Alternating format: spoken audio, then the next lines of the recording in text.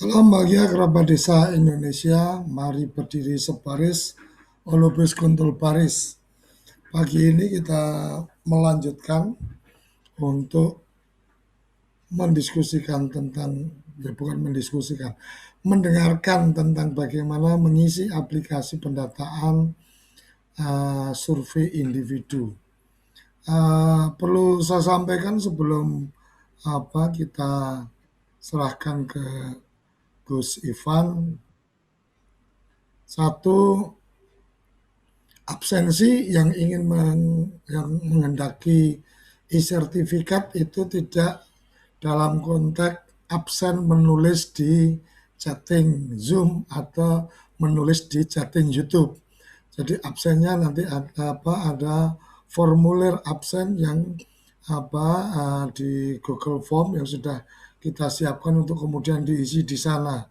Jadi kalau menulis di chatting Zoom maupun chatting YouTube maka tidak akan tercatat sebagai pihak yang menghendaki e-sertifikat yang yang dibagikan. Kemudian yang kedua, hari ini kita sudah memasuki minggu kedua bulan Ramadan. Kerabat desa yang ingin menyampaikan silaturahmi Idul Fitri karena besok nggak boleh mudik, berarti kan yang di kampung nggak ketemu saudara yang di kota nggak ketemu langsung dengan saudara yang di kampung, pendamping lapangan desa nggak bisa sowan sungkeman ke Gus Menteri, jadi bisa dipresentatifkan dengan mengirim video selamat Idul Fitri atau menyampaikan ucapan Idul Fitri kepada Gus Menteri, mungkin kepada teman-teman di Kemendes atau di Kemendagri atau warga perantauan kalau kades atau perangkat desa, silahkan bisa dibikin dalam bentuk video maksimal 1 menit, dikirim melalui WA official TV Desa. Nanti kita siapkan untuk dijadikan tayangan selamat tidak boleh mudik, itu bisa menyaksikan greeting Idul Fitri dari kerabat-kerabat kita yang ada di desa. Kira-kira itu yang ingin saya sampaikan, karena biasanya kalau udah seminggu menjelang Lebaran itu suasananya udah Lebaran, jadi berangkat ke kantor juga males gitu kan, udah siap-siap belanja baju untuk buat Lebaran dan seterusnya. Oke, Gus, silakan Gus, ini survei individu seperti apa, langsung bisa disampaikan. Silakan Gus Ivan. Terima kasih Gus Koco, kerabat desa sekalian, para pendamping desa, baik yang di desa, di kecamatan, di kabupaten, provinsi, dan nasional. Ini ada Pak Care, Pak Kepala Desa, Pokja, relawan pendataan desa. Selamat pagi. Jadi kita masuk hari ini sampai ke bagaimana mendata warga atau individu. Ini satu hal yang revolusioner ya.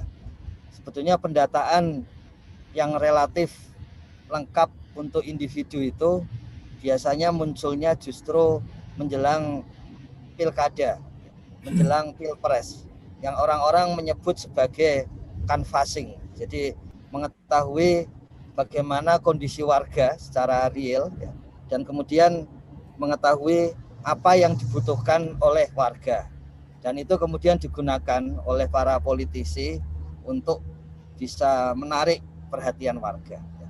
Sebetulnya hasil dari pendataan warga punya sisi.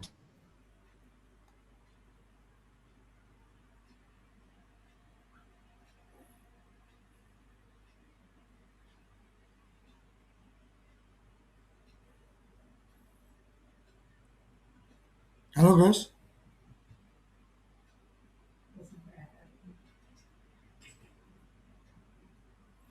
Ini sepertinya karena Gus Ivan sedang dalam perjalanan, mungkin ada sinyal yang kurang bagus di perjalanan. kita tunggu untuk bisa terkoneksi kembali. Sambil menunggu, sambil saya ingatkan kerabat desa, teman-teman pendamping, untuk absensi itu ada di formulir tersendiri dalam konteks apabila menghendaki untuk mendapatkan e-sertifikat. Kalau untuk untuk sekedar say hello nggak apa-apa di chatting, baik di Zoom maupun di channel YouTube. Tapi kalau untuk mendapatkan e-sertifikat, tempatnya bukan di chatting itu, tapi ada formulir tersendiri.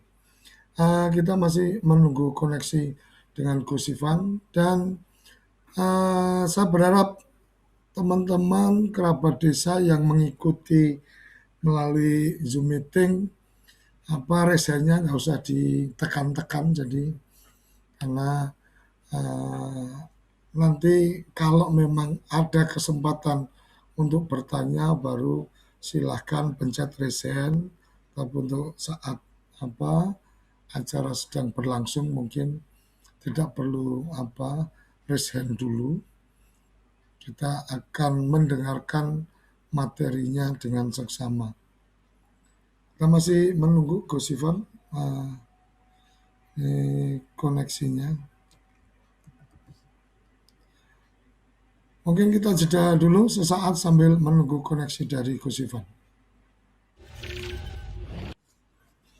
Oke, kembali ke sarapan SDGs Desa spesial. Kenapa spesial? Karena ini ada tentang khusus pembelajaran bagaimana mengisi aplikasi-aplikasi dan saat ini tentang survei individu. Gus Iwan sudah bergabung? Siap, mohon maaf kena blank spot di jalan tol. Siap. Jadi lanjut guys. Ya. Siap. Jadi mungkin tadi yang sempat masuk bagaimana data ini, data level individu itu di sensus itu, misalnya sensus penduduk tidak akan selengkap yang ada di SDGs desa karena memang tujuannya berbeda. Bahkan sensus penduduk 2020 karena pas ada COVID, kemudian kegiatannya adalah mencek data dari Adminduk, apakah ada penduduk yang nyata di lokasi di desa dari data Adminduk. Itu untuk membuat hanya ada jumlah, jadinya tidak ada data-data yang lain gitu. Nah, data yang lengkap itu biasanya malah digunakan misalnya oleh para politisi menjelang pemilihan gitu. Nah, yang dibutuhkan di SDGs desa sebetulnya kenapa sampai ada pendataan pada level keluarga dan kemudian individu, itu memang karena kaidah atau adagium dari SDGs desa adalah no one left behind. Artinya tidak ada satu orang pun warga desa yang tertinggal dari kue pembangunan. Dan oleh sebab itu konsekuensinya di dalam pendataan adalah harus ada data pada level individu atau warga desa. Nah, sebelum kita bergerak lebih lanjut, kita cek bagaimana kondisi pendataan pada pagi hari ini.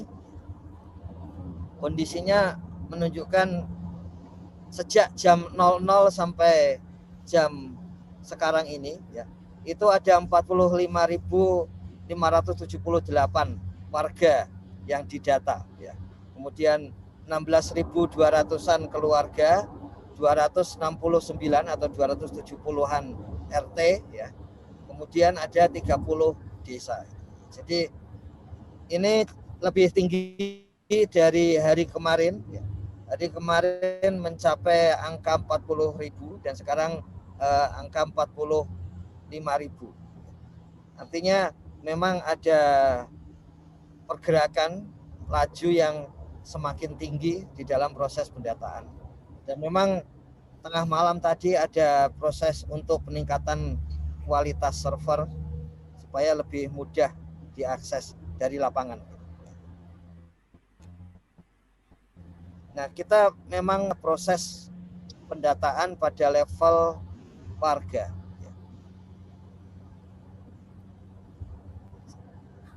Jadi pada level warga, pertanyaan-pertanyaan yang sering muncul itu terutama berkaitan dengan konsep tenaga kerja dan kemudian penghasilannya. Pertanyaan yang paling banyak muncul pada aspek pensiunan itu tergolong bekerja atau tidak. Secara konseptual, pensiunan itu tergolong tidak bekerja. Namun penyusun aplikasi membuat bahwa pendapatan atau penghasilan itu hanya muncul jika pilihan pertamanya itu bekerja. Itulah sebabnya ketika ada masukan dari lapangan bahwa pensiunan itu bukan ketika diklik tidak bekerja maka tidak ada penghasilan bulanannya, maka kemudian pensiunan dimasukkan kepada klik bekerja. Jadi ada kesalahan teknis yang sebetulnya berbeda dari konsepnya. Kemudian kalau kita lihat lebih lanjut, pas kita masuk di dalam aplikasi Edisi Desa, kami menyarankan menggunakan versi 1.8. Apa bedanya dengan versi sebelumnya? Kuesionernya sama, sehingga menggunakan versi yang lama pun bisa. Mengapa kemudian dirasakan yang versi lama, versi 1.1 sampai 1.6 ya? Sebetulnya di internal kami ada 1.7, itu lama, terasa lama, karena sebelum data masuk dari Android ke dalam server sistem informasi desa di Kementerian Desa, itu di sana ada aspek mencek apakah data yang ada di dalam server sudah sampai puluhan ribu, kemudian sampai ratusan ribu, apalagi sekarang sampai jutaan. Itu mencek satu persatu menjadi lama bagi Android gitu. Sehingga kemudian dirasakan ini sudah diklik upload tapi kok ternyata tidak terupload terus. Sebetulnya Androidnya sedang bekerja mencek apakah ada data yang sama gitu. Nah, di dalam versi 1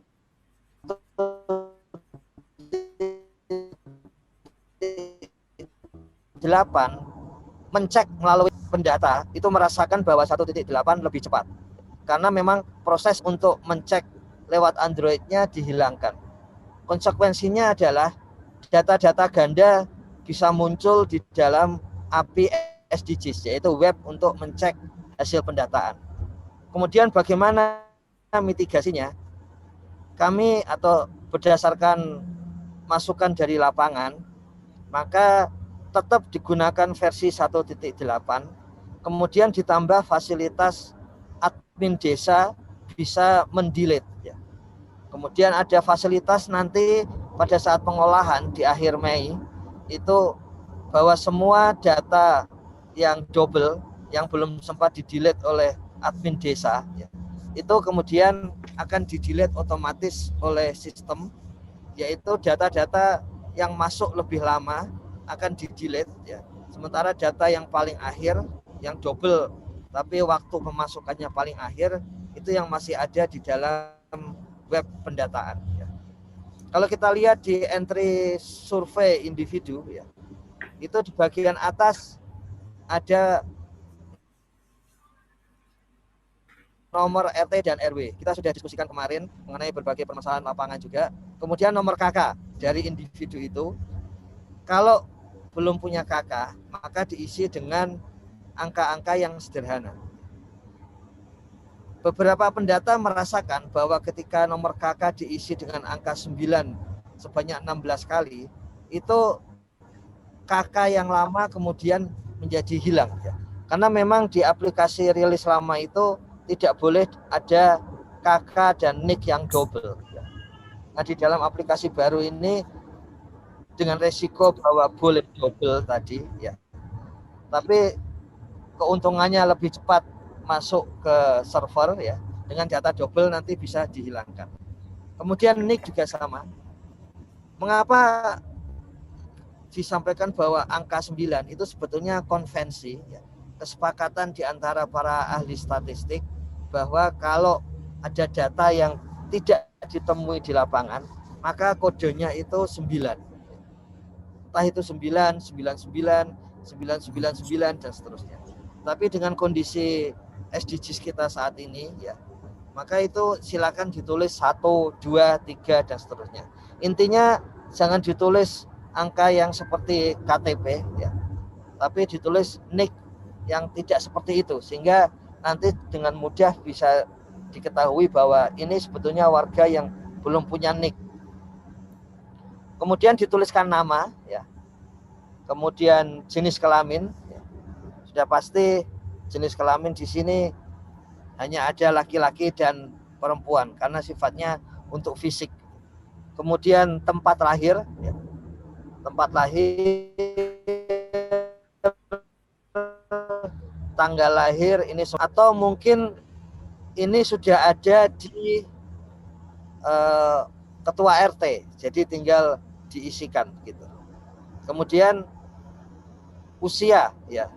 Usia ini kenapa tetap ada pertanyaan, kenapa ada tanggal lahir kemudian ada usia? Memang ini untuk mencek ulang, ya, apakah mungkin ada kesalahan, ya. Dan kemudian sekaligus untuk melihat apakah di sini ada usia kurang dari 1 tahun atau ini kita sebut sebagai neonatal setelah ada kelahiran. Kemudian usia status pernikahan adalah status kawin atau nikah, ya, belum kawin. Kemudian cerai hidup artinya pasangannya itu sebetulnya masih ada, ini cuma sudah bercerai. Dan cerai mati itu maksudnya adalah karena pasangannya itu meninggal, maka otomatis itu cerai, ya, yang kita sebut sebagai cerai mati. Untuk agamanya di sini ada 6 agama yang diresmikan oleh negara, namun juga di situ ada agama lainnya, ya, karena di dalam konsep yang terbaru berbagai agama yang ada di misalnya berbagai suku itu bisa dimasukkan. Jadi Islam, Kristen, Katolik, Hindu, Buddha, Konghucu, ya, dan kemudian lainnya. Kemudian setelah itu warga negara, ini juga saya kira kita sama-sama sudah mengetahui, warga negara Indonesia atau warga negara asing. Kemudian ditanyakan nomor HP. Kita ketahui nomor HP ini sekarang menjadi penting karena ini adalah bahan untuk mencek kondisi lapangan. Jadi misalnya ada keluarga yang nanti menjadi pemanfaat kegiatan program oleh pemerintah maupun swasta, maka bisa dicek dengan nomor HP. Kemudian nomor WA, kita ketahui nomor WA lebih cepat untuk menyampaikan pesan gitu, terutama ketika ada kondisi di mana kita tidak bisa menerima telepon. Kemudian email, kemudian Facebook. Kenapa Facebook ini dianggap penting? Karena menurut APSI, ya, Asosiasi Pemberi Jaringan Internet itu disebutkan bahwa di pedesaan yang dominan itu Facebook. Jadi maka Facebook menjadi penting. Kemudian Twitter, ya. Twitter juga penting karena tren kenaikan laju, ya, laju internet di desa itu adalah Twitter dan Instagram, ya. Jadi kembali kami sampaikan untuk berbagai pihak, Kementerian Desa akan berupaya untuk memfollow, ya, baik itu Facebook, Twitter, atau Instagram lembaga di desa maupun warga desa, ya. Kemudian ditanyakan yang terakhir, apakah aktif menggunakan internet sebulan terakhir. Jadi kerabat desa sekalian, pertanyaan kepada desa, ya, level desa, pertanyaan pada level RT itu isinya adalah terutama layanan kepada warga desa, layanan kepada keluarga desa. Kemudian pertanyaan pada level keluarga dan pertanyaan pada level individu itu sebagian besar isinya adalah bagaimana manfaat layanan tersebut ketika digunakan oleh keluarga atau oleh warga. Itulah sebabnya, ini contohnya, ada pertanyaan, apakah aktif menggunakan internet sebulan terakhir. Jadi ini untuk menyebutkan bahwa meskipun ada layanan internet di tingkat RT, tapi apakah warganya, warga RT tersebut, yaitu individu dan keluarga, itu menggunakan layanan internet tersebut. Jadi ini gunanya untuk itu. Kemudian berikutnya adalah soal pekerjaan. Ini adalah konsep tentang pekerjaan. Jadi kalau kita mencek mengenai angkatan kerja dan kemudian orang yang bekerja,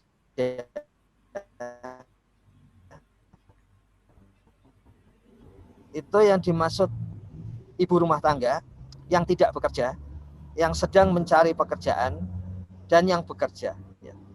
Untuk aspek-aspek ini,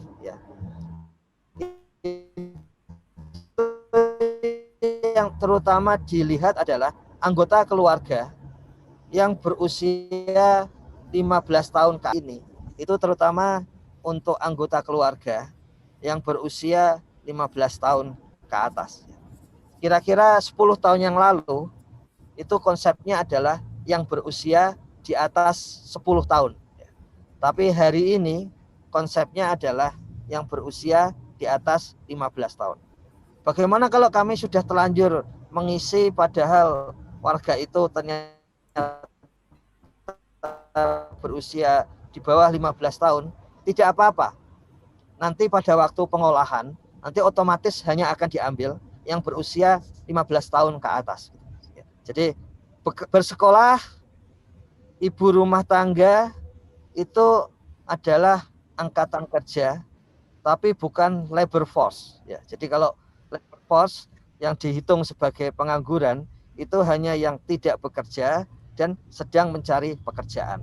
Jadi gunanya seperti itu.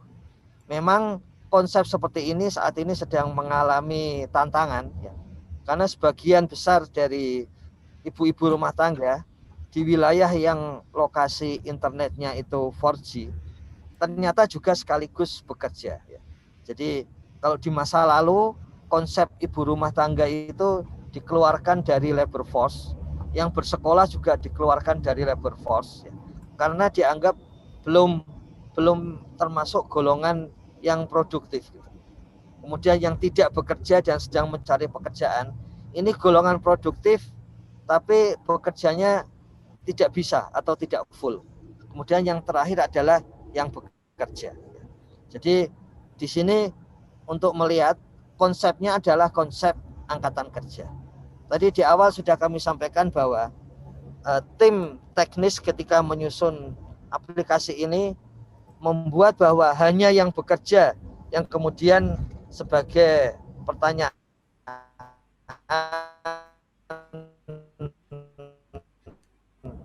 prasyarat untuk konsep yang berbeda, dan hal ini kami mohon maaf. Kemudian ketika ditanyakan pekerjaan utama, ya, pekerjaan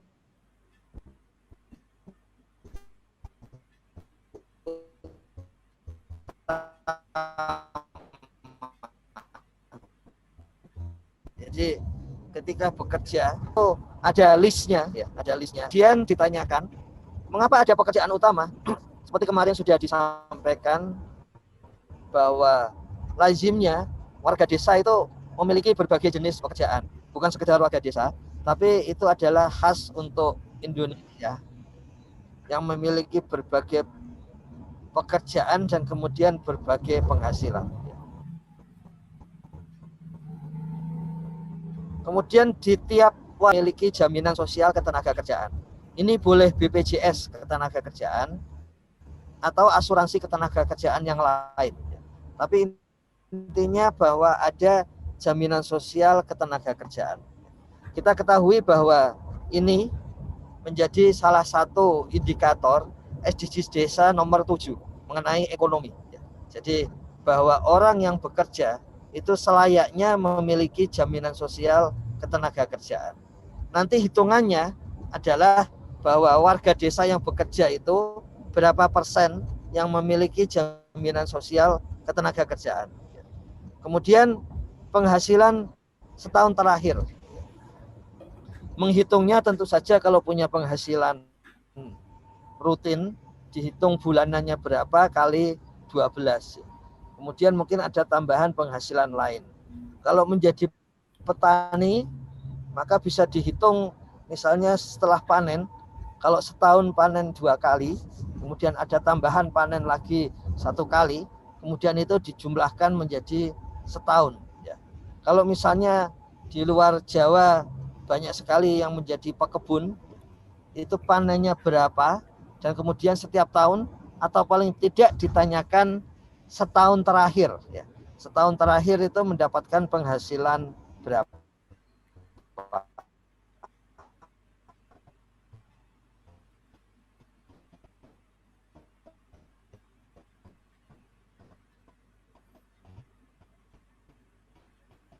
Halo Gus.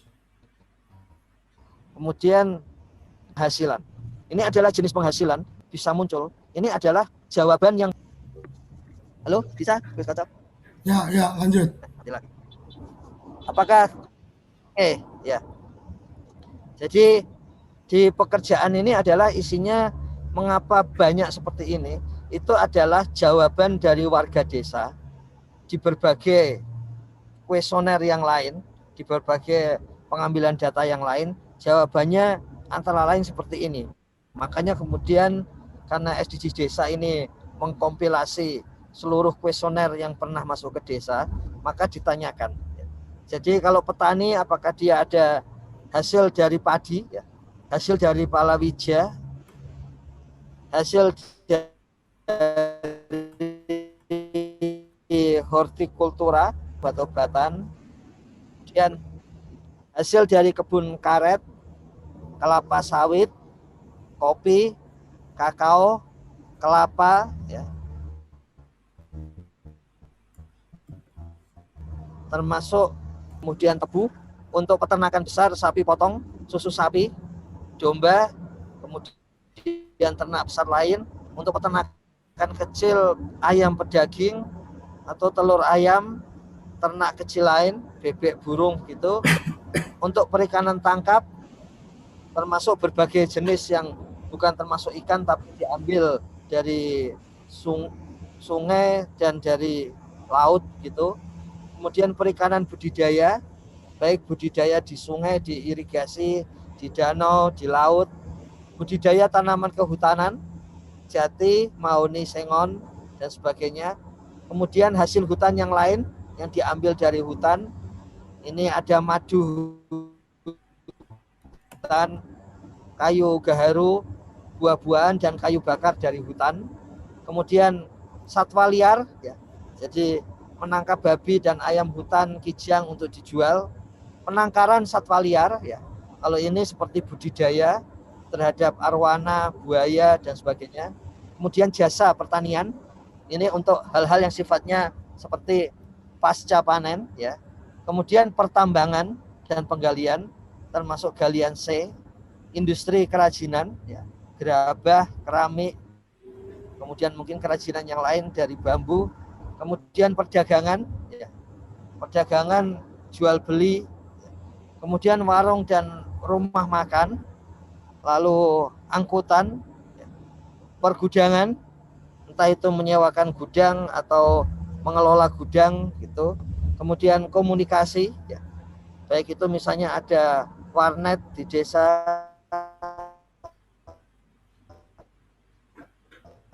atau ada jasa komunikasi yang lain, ya. Jadi ini kalau di atas adalah jasa pertanian, sewa traktor, ya.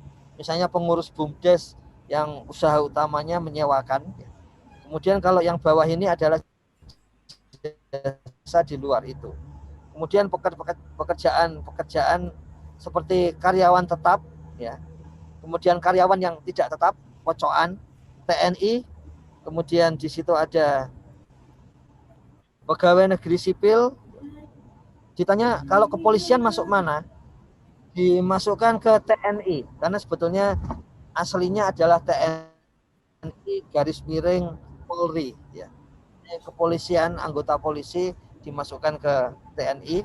Kemudian uang pensiun, ya, mendapatkan penghasilan dari uang pensiun, ini yang tadi menjadi masalah di depan, ya. Kemudian TKI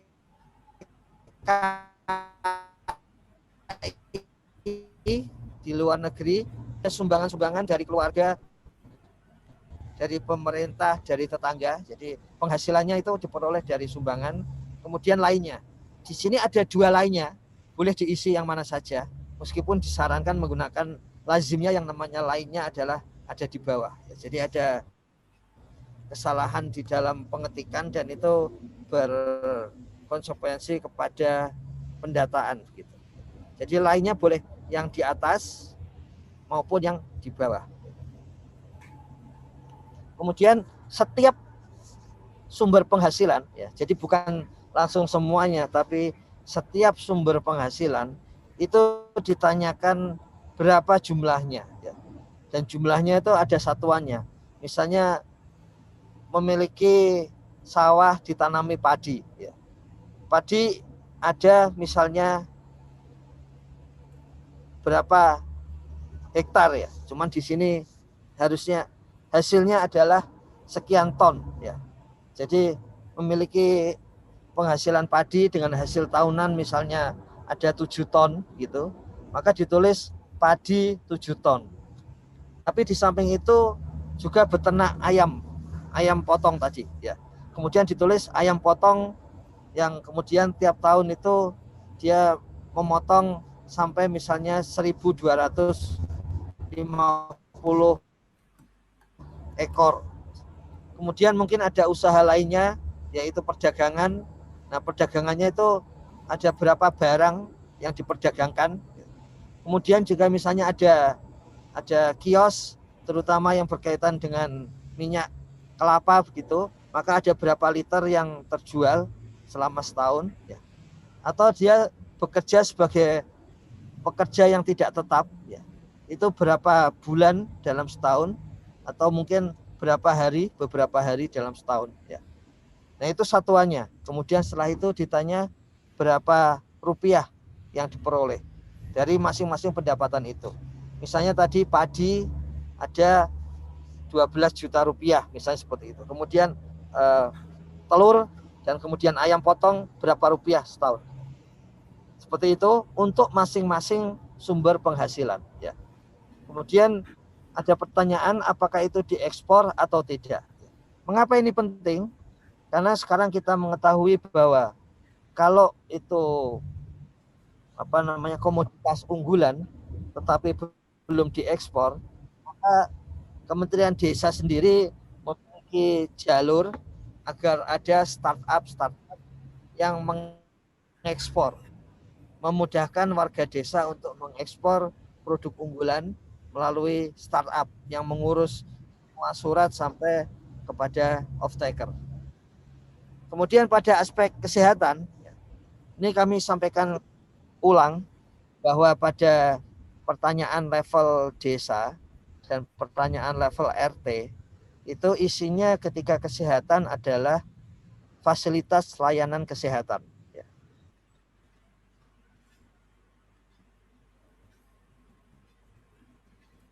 Kemudian pada level keluarga, maka pertanyaan utamanya adalah apakah memanfaatkan layanan kesehatan tersebut. Jadi yang pertama ditanyakan untuk tiap anggota keluarga, ya, tiap warga yang sedang diwawancarai itu ditanyakan apakah punya penyakit setahun terakhir, yaitu muntaber, ya. Ini muntah berak yang dalam beberapa menit selalu kembali ke belakang begitu. Kemudian ada muntahnya juga, ya. Itu ditanyakan ya tidak. Jadi semuanya jawabannya adalah ya dan tidak. Apa sih gunanya penyakit ini, ya? Nanti dikaitkan dengan berapa kali menggunakan fasilitas kesehatan, ya. Jadi kalau orang sakit dia menggunakan fasilitas kesehatan, maka artinya dia memanfaatkan kebutuhan fasilitas itu untuk menangani penyakitnya. Nah, yang akan diambil juga adalah jika orang sampai sakit tetapi tidak menggunakan fasilitas kesehatan, maka itu yang disebut di dalam SDGs desa nomor 3 adalah unmet need kesehatan. Ya. Jadi ada kebutuhan tetapi tidak bisa dipenuhi. Ada kebutuhan terhadap layanan karena warga sakit tetapi tidak bisa dipenuhi. Jadi di sini penyakitnya adalah muntaber, kemudian demam berdarah, kemudian campak, kemudian malaria, ya, flu burung yang masih ada, COVID-19. Kalau ini biasanya datanya sudah siap oleh para pendamping dan oleh desa. Kemudian hepatitis B, ya, dan hepatitis dan leptospirosis, ya. Kalau leptospirosis ini dari tikus, kemudian kolera, ya. Kemudian gizi buruk termasuk stunting. Jadi stunting dimasukkan di sini. Kemudian penyakit jantung. Jadi ini berbagai penyakit yang ditanyakan kepada warga. Nah, apakah ada gunanya, ya? Karena memang sebetulnya penyakit-penyakit ini sedang digali oleh pemerintah untuk segera ditangani, gitu, ya. Baik itu ya selain COVID juga. Kemudian setelah itu pertanyaan berikutnya adalah mengenai penggunaan fasilitas kesehatan. Jadi apakah fasilitas kesehatan itu digunakan selama setahun terakhir?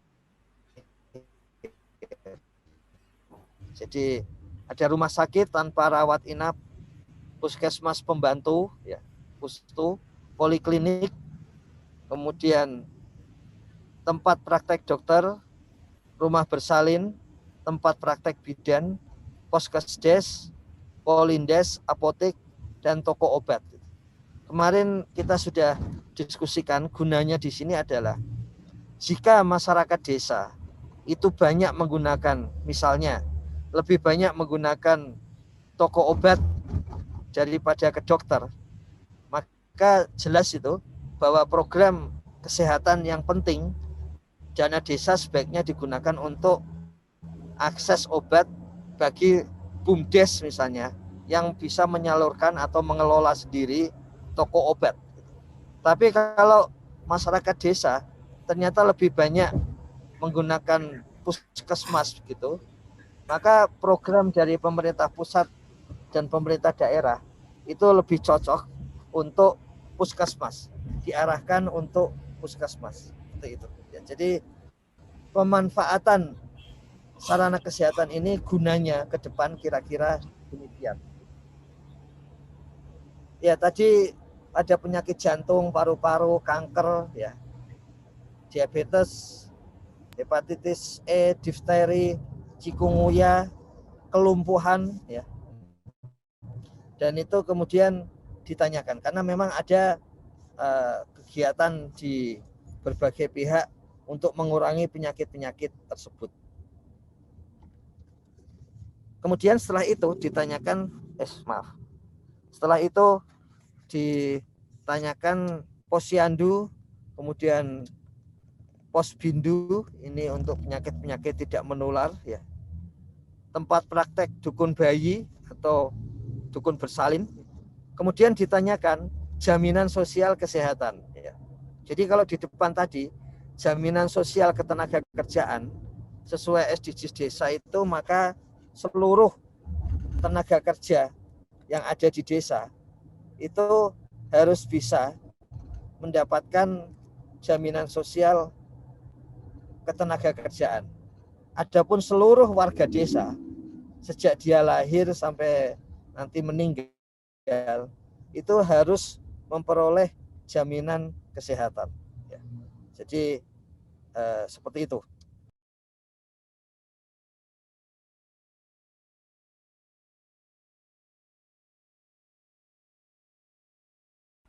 Halo Gus. Ya, jadi Cukup.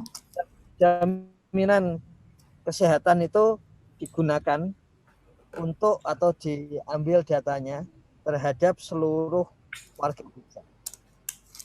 Kemudian di bagian berikutnya adalah khusus untuk ibu-ibu atau kerabat yang sedang menyusui, maka ditanyakan apakah bayi ya itu memperoleh ASI eksklusif pada umur 1 sampai 6 bulan. Ya. Kita ketahui juga ini adalah salah satu indikator SDG desa, terutama untuk SDG desa nomor 3. Dan kemudian berkaitan dengan anak-anak yang ada di desa. Kemudian soal disabilitas. Ya. Disabilitas. Jadi kalau di level desa itu kita kenal ada desa inklusif, terutama inklusif untuk para golongan disabel. Di sini ada tunanetra ya untuk kebutuhan, kemudian tunarungu untuk tuli, tunawicara atau kadang disebut bisu, kemudian ada yang bisu dan tuli sekaligus, ada yang cacat tubuh, ya. Ada yang cacat mental, kemudian ada yang sakit jiwa, ya, tunalaras, kemudian ada yang cacat karena bekas kusta, ya. Kita ketahui dulu ada beberapa wilayah yang memang tempat kusta gitu. Kemudian berbagai cacat ganda, baik fisik maupun mental. Dan terakhir, apakah ada warga yang dipasung? Perlu kami sampaikan berbagai pengalaman bahwa ketika menanyakan soal disabilitas, terutama untuk tunagrahita, ya, cacat mental ini, itu seringkali tidak kadang-kadang tidak diterima oleh keluarga gitu. Tapi seperti kami sampaikan di awal bahwa paradigma sensus desa kita adalah paradigma partisipatoris. Jadi para relawan di Pokja Relawan Pendataan Desa itu bisa mengisi ini juga sesuai informasi dari tetangganya atau informasi dari ketua RT. Misalnya ketua RT mengatakan sebetulnya di situ ada satu orang yang dipasung. Ya. Kalau ditanya mungkin keluarganya merasa malu sehingga mengatakan tidak ada, tapi ketua RT mengatakan ada dan tetangga sekitarnya juga mengiyakan, maka ditulis pas dipasung itu iya. Ya. Kemudian misalnya ada tunagrahita, kemudian tidak diakui, tidak disebutkan enggak, tidak ada masalah begitu. Tapi tetangga ketua RT mengatakan ada masalah tunagrahita, maka kita klik di situ adalah ya. Kemudian soal pendidikan. Nah ini sebetulnya adalah satu. Jadi kalau ada yang bertanya kenapa itu masuk dalam pendidikan ya? Apakah itu cocok masuk dalam pendidikan? Jadi untuk mempermudah tab-nya itu, maka memang sebagian pertanyaan yang lain langsung dimasukkan di sana sehingga tidak menyulitkan bagi pendata. Sepertinya maksudnya begitu. Yang pertama, pendidikan tertinggi yang ditamatkan. Artinya memperoleh ijazah atau memperoleh rapor seperti itu. Misalnya tidak sekolah ya, itu berarti tidak sampai punya ijazah ya, tidak ada rapornya. Kemudian SD dan sederajat sudah sampai dapat ijazah itu. SMP dan sederajat kemarin sudah kita ketahui sederajat itu ada SMP luar biasa ya, ada madrasah sanawiyah seperti itu. Kemudian SMA dan sederajat. Untuk perguruan tinggi dimulai dari diploma 1 sampai 3. Bagaimana kalau diploma 4 sudah pasti itu S1 dan sederajat. Jadi dan sederajatnya itu adalah diploma 4. Kemudian S2 dan sederajat, termasuk yang S2-nya itu profesi ya. Kemudian S3 atau doktor dan sederajat. Kemudian lulusan dari pesantren, seminari, wihara dan sebagainya yang memang tidak ada ijazahnya ya. Kemudian kalau ada yang lain ini untuk jaga-jaga bahwa ada pendidikan, jenis pendidikan yang lain. Kemudian ditanyakan berapa tahun mengenyam pendidikan dasar. Jadi kalau misalnya lulus atau sebetulnya keluar pada waktu kelas 4 SD. Kelas 4 SD dan selalu naik kelas, maka artinya tahun mengenyam pendidikan dasar itu 4 tahun. Tapi dia keluar keluar pada kelas 4 SD, tapi pernah tidak naik kelas 1 kali, maka tahun mengenyam pendidikan itu 5 tahun. Kalau dia sampai tidak naik kelas 2 kali, padahal dia keluar pada kelas 4, maka tahun mengenyam pendidikan 6 tahun. Jadi itu gunanya itu.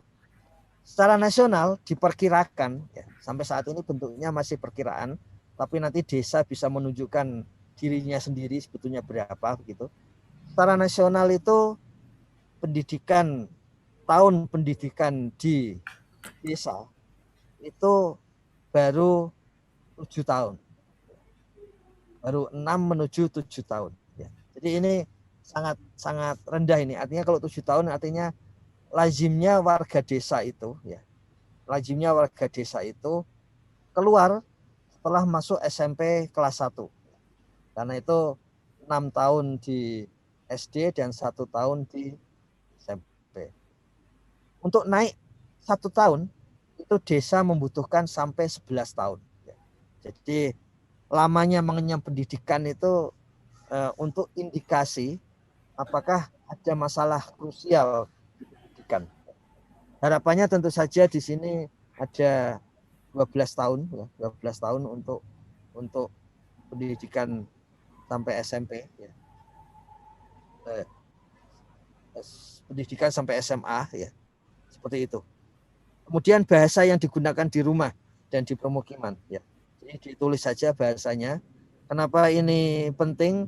Saya kira desa, Pokja, kemudian pendamping sudah mengetahui bahwa berbagai jenis bahasa ini menjadikan bagian dari IDM. Ya.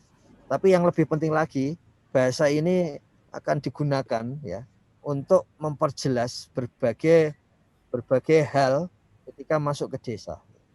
Sebetulnya bahasa punya kekhususan. Bahasa yang berkonotasi Indonesia misalnya, ya, itu seringkali sifatnya adalah ada perbedaan bahasa tradisional kita itu, ada perbedaan status sosial, ya. Ada kromo dan ada ngoko. Bahasa yang seperti bahasa Inggris ada perbedaan dalam hal waktu, sekarang, kemarin, ya. Ada bahasa yang perbedaannya itu seperti jenis kelamin, ada feminin dan maskulin. Bahasa Jerman, bahasa Perancis. Kalau nanti ada di bahasa daerah yang lebih mirip bahasa Arab, juga akan ada perbedaan yang sifatnya seperti jenis kelamin. Dan itu ada gunanya nanti ketika menyampaikan awareness berbagai program pemerintah. Kemudian kerja bakti setahun terakhir. Apakah ikut kerja bakti setahun terakhir? Ini pertanyaan kepada warga, apakah ikut kerja bakti setahun terakhir?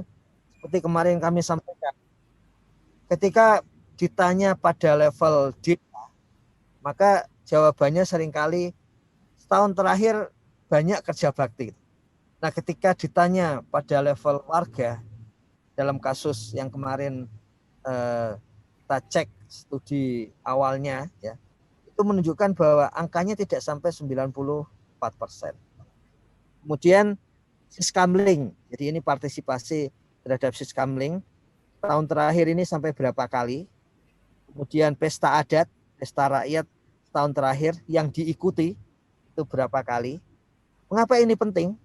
Jika desa suatu waktu ingin mengubah statusnya menjadi desa adat, salah satu syaratnya adalah ada adat yang masih digunakan oleh masyarakat.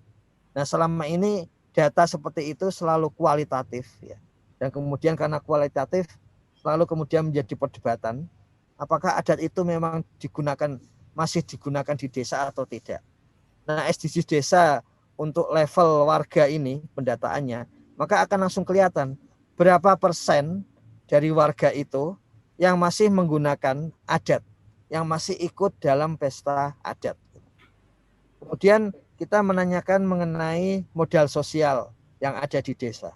Seperti biasa orang sering mengatakan desa itu mestinya modal sosialnya ya tinggi, ya.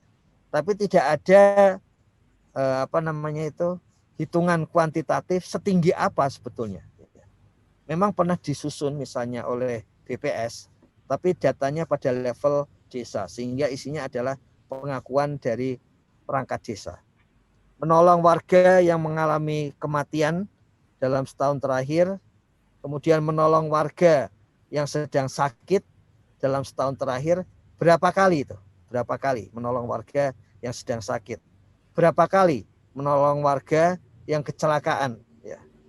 Kemudian pertanyaan berikutnya, kita ingat pada level desa, itu ada self-assessment dari perangkat desa mengenai layanannya, ya, layanan kepada warga. Dan kemudian pada pertanyaan warga ini, kemudian ditanyakan bagaimana pendapat warga terhadap layanan desa. Jadi pertanyaan antaranya seperti ini. Apakah setahun terakhir memperoleh layanan desa, ya, menggunakan layanan desa. Jadi ini outcome, memanfaatkan layanan desa. Ya. Kemudian apakah setahun terakhir menyampaikan masukan atau saran kepada pihak desa? Apa sih gunanya pertanyaan ini? Di dalam SDGs desa nomor 17, ya, itu termasuk di dalamnya adalah apakah ada keterbukaan dan demokratisasi. Jadi ada indeks demokratisasi.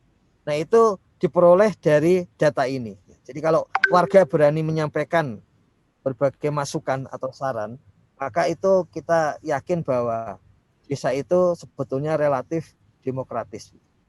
Kalau sampai warga tidak pernah menyampaikan masukan, maka kita yakin bahwa di sana desanya itu kurang demokratis. Jadi ada orang yang misalnya kalau kita baca, desa itu adalah contoh demokrasi yang paling bagus. Musyawarah desa adalah contoh yang paling bagus. Tapi yang lain mengatakan enggak, itu desa selalu dikooptasi oleh golongan elit. Selama ini pandangan-pandangan itu sifatnya kualitatif. Tapi tahun ini desa bisa menunjukkan bahwa desa saya demokratis. Misalnya seperti itu. Atau desa saya memang tidak demokratis. Jadi kita akan melihat apakah ada warga, ya, dan berapa persen dari warga yang selama setahun terakhir itu menyampaikan saran masukan kepada pemerintah desa. Kemudian setahun terakhir apakah terjadi bencana? Ya, artinya apakah warga yang sedang kita wawancarai itu sedang mengalami bencana? Ya. Apa ini gunanya? Ya. Di dalam SDGs desa nomor 1 misalnya, di situ dalam aspek bencana itu ada kekhususan, yaitu apakah keluarga miskin, apakah warga miskin itu ditangani sepenuhnya pada waktu terkena bencana. Nah, untuk menjawab itu maka ada pertanyaan, apakah setahun terakhir ini mengalami bencana, baik itu bencana alam, ya, maupun bencana non alam seperti COVID-19 ini. Kemudian di pertanyaan mengenai permukiman yang nyaman, itu di sana juga ada pertanyaan mengenai bencana. Jadi kita akan mengetahui berapa korban bencana secara real, by name by address, melalui pertanyaan seperti ini. Kemudian pertanyaan berikutnya adalah apakah dalam setahun Kemudian pertanyaan berikutnya adalah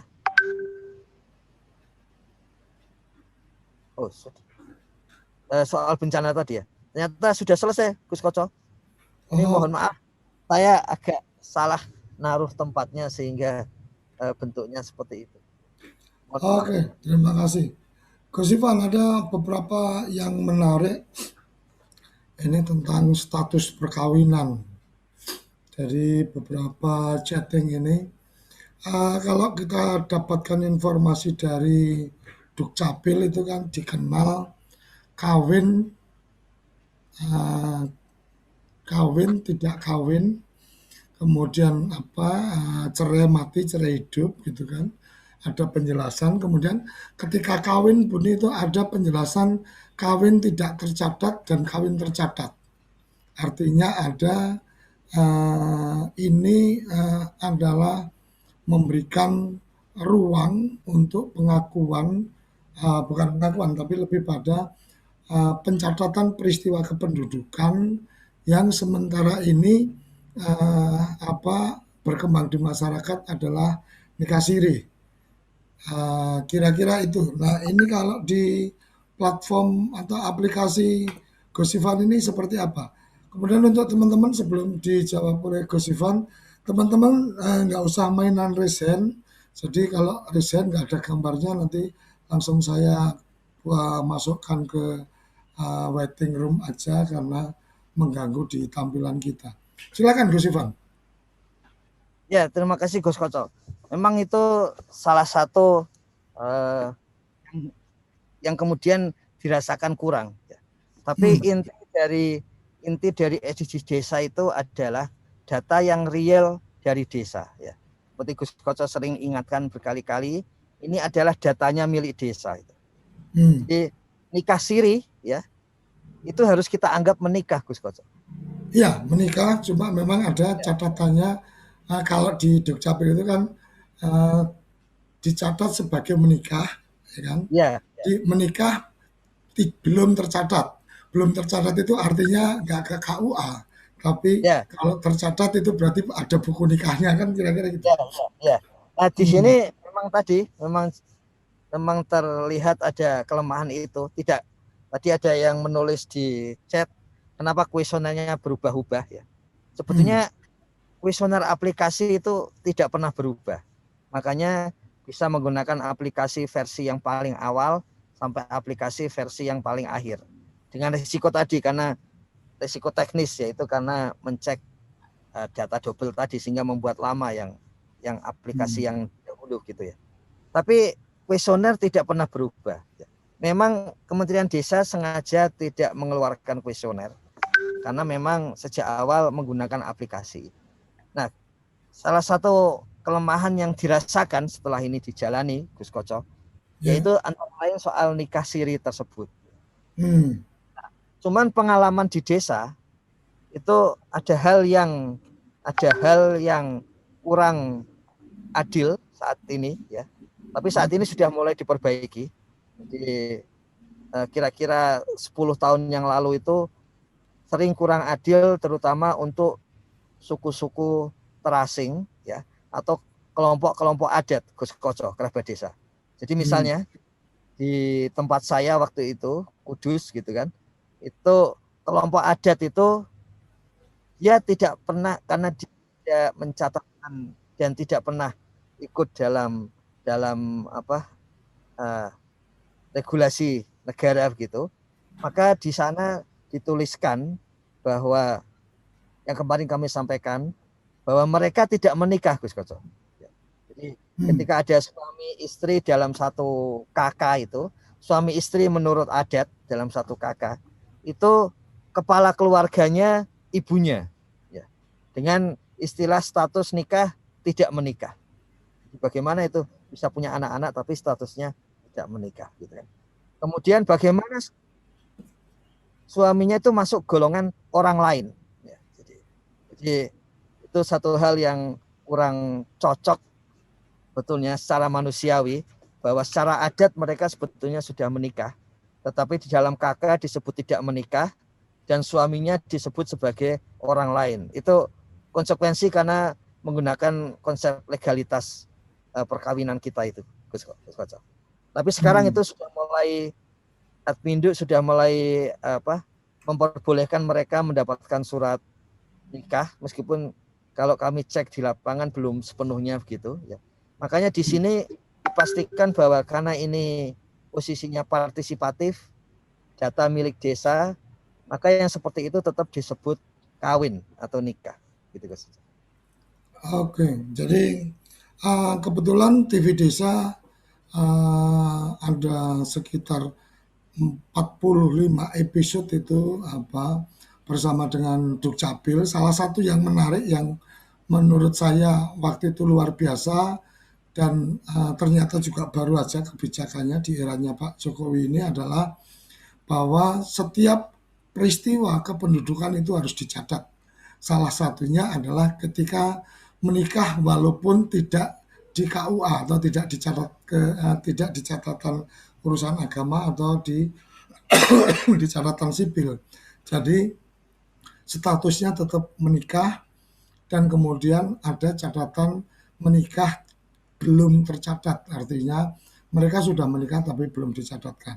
Dan kakak, nah ini ada yang menarik juga, waktu itu salah satu temuan kita diskusi adalah ketika BPJS ketenaga kesehatan umpamanya, ini kan BPJS ini kan pembayarannya kan terhitung dalam satu kakak nih Gus. Ya, Jadi sekali bayar itu untuk satu kakak, nggak bisa bapaknya sudah bayar, istri belum bayar gitu, nggak bisa, harus semua dibayar. Nah, yang repot adalah ketika ada anak yang sudah bekerja belum berkeluarga. Nah, ternyata di aturan Dukcapil mereka bisa mengajukan kakak tersendiri. Jadi setiap yang sudah akhir balik, yang sudah punya KTP, itu bisa punya kakak sendiri. Nomornya nomor kakak sendiri, walaupun di satu alamat, sehingga tanggung jawabnya adalah tanggung jawab pribadi. Artinya ketika dia ikut BPJS, maka dia bisa cukup banyak bayar untuk dirinya sendiri. Tidak harus bayar punya orang tua, tidak harus bayar untuk adik-adiknya, tidak harus bayar untuk neneknya dan seterusnya, karena di BPJS yang mandiri itu kan sekali bayar berarti satu kakak harus dibayar. Jadi ini bagian-bagian yang menarik yang mungkin perlu diperdalam lebih lanjut, dan saya sepakat dengan Gus Ivan, aplikasi ini karena pasti akan ada versi-versi berikutnya, maka versi-versi berikut itu adalah versi-versi melengkapi atau lebih mendetailkan. Jadi jangan merasa bahwa kok update lagi dan seterusnya. Update ini lebih dalam konteks penyempurnaan sehingga data-data ini lebih sesuai harapan. Ada juga pertanyaan yang menarik tadi adalah Mas Yatno. Ini banyak warganya yang nggak mau dimasukkan nomor HP maupun medsos yang ditanyakan. Ini mensikapinya bagaimana nih Gus? ya. Jadi bagaimanapun itu pada akhirnya memang eh, tergantung kepada warganya. Betulnya Oke. kalau kalau medsos itu kan sudah berani bermedsos, memang harusnya sudah berani dikenal pihak lain, karena gunanya Hmm. medsos sebetulnya untuk itu gitu ya. Kemudian nomor HP juga sebetulnya pentingnya itu memang seperti biasa. Pentingnya di sini adalah sebetulnya untuk kegiatan membangun desa. Hmm. Benar ada yang bisa menyalahgunakan ya. Oleh sebab itu prinsip di awal memang yang bisa melihat data detail, yang bisa mendownload data detail adalah desa. Jadi itu sebetulnya untuk memberikan pandangan bahwa ini memang untuk desa sendiri, ya, untuk warga sendiri. Dan kalau nanti tidak mendapatkan nomor HP kan, kalau butuh apa-apa jadi lebih lebih sulit sendiri. Jadi memang perlu ada rayuan Gus Koto. Nah, kalau Pak Artinya Cari perlu memberikan informasi bahwa kalau ya, kamu nggak ngasih nomor HP, nanti kalau ada fasilitas-fasilitas dari pemerintah dan seterusnya, ya kamu bagian terakhir yang dapat informasi karena nggak ada nomor HP-nya, kan kira-kira kayak gitu. Jadi ya, otomatis, benar, oh iya benar. jangan dong, nanti aku kalau nggak dapat informasi berarti kan nggak dapat bantuan dan seterusnya. Ya, Oke, Gus, tadi yang menarik tentang pekerjaan, Gus. Tentang pekerjaan bahwa eh, orang bekerja atau orang yang berpenghasilan itu pasti masuknya diasumsikan bekerja. Nah, ketika ibu rumah tangga itu bekerja tapi tidak kemudian ada hasilnya, itu berarti kan nggak masuk di bekerja nih ibu rumah tangga. Nah, kemudian ini juga yang menarik adalah ketika mahasiswa ketika di statusnya mahasiswa itu kan berarti memang mahasiswa itu bukan pekerjaan, karena memang dari mahasiswa tidak ada penghasilan. Tetapi ketika mahasiswa ini nyambi bekerja, ini pencatatannya kayak apa nih, Gus? Jadi ketika mahasiswa nyambi bekerja itu pencatatannya kayak apa? Ibu rumah tangga itu masuk bekerja atau tidak? Nah, ketika tidak masuk bekerja, kalau kemudian dia ada sambilan pekerjaan, mama nih apa? Seperti yang saya lihat di apa Magelang, yang saya tahu ya di Magelang itu ibu-ibu di rumah pekerjaan rumah. Nah, di sela-sela waktunya dia mengerjakan untuk menjahit payung. Jadi dari pabrik dikirim, dibagi ke rumah-rumah, terus dikerjakan. Ketika kemudian sudah selesai diambil satu payung dapat berapa rupiah, berarti dia dapat penghasilan. Bahasanya lebih pada mengisi waktu kosong daripada cuma petan dan ngobrol-ngobrol sambil apa jahit payung dan seterusnya. Nah, ada hasil. Nah, ini gimana nih, Gus? Mahasiswa berpenghasilan itu masuknya apa seperti apa, ibu rumah tangga ini masuknya pekerjaan atau tidak dan seterusnya. Silakan. Ya, jadi memang sejak awal kita sadari itu dua konsep yang berbeda. Hmm. Yang satu itu konsep tenaga kerjaan. Kalau di dalam surveinya BPS itu adalah survei Angkatan Kerja Nasional, dan itu dijalankan bulan Februari dan Agustus. Sementara penghasil itu adalah survei sosial ekonomi untuk melihat ekonomi masyarakat, dijalankan di bulan Maret dan September. Nah, apa bedanya? Yang Sakernas itu untuk menentukan tenaga kerja produktif. Termasuk kalau kita mengatakan ada bonus demografi dan sebagainya, itu desa bisa mencek apakah desanya itu sudah masuk bonus demografi atau belum. Nah, yang penghasilan itu memang untuk melihat kesejahteraan warga, termasuk garis kemiskinan level desa, tingkat kemiskinannya, kemudian ketimpangan ekonomi antar warga desa. Jadi seperti itu. Nah, karena itu kemudian memang ini dua hal yang tidak berkaitan, tapi di tim penyusun aplikasinya itu melihatnya berkaitan seperti Mas tadi. Jadi yang bekerja yang kemudian bisa mengisi penghasilan gitu. Itu yang membuat repotnya seperti itu. Harusnya tidak, ya, harusnya itu dua hal yang berbeda. Jadi yang bagian bekerja tidak bekerja dan sebagainya itu untuk melihat berapa jumlah warga yang produktif di desa itu. Karena jumlah warga yang produktif itu akan menentukan PADES dan sebagainya. Itu konsekuensinya ke arah sana. Secara makro di level desa seperti itu. Nah, bagaimana dengan ibu rumah tangga yang kerja itu?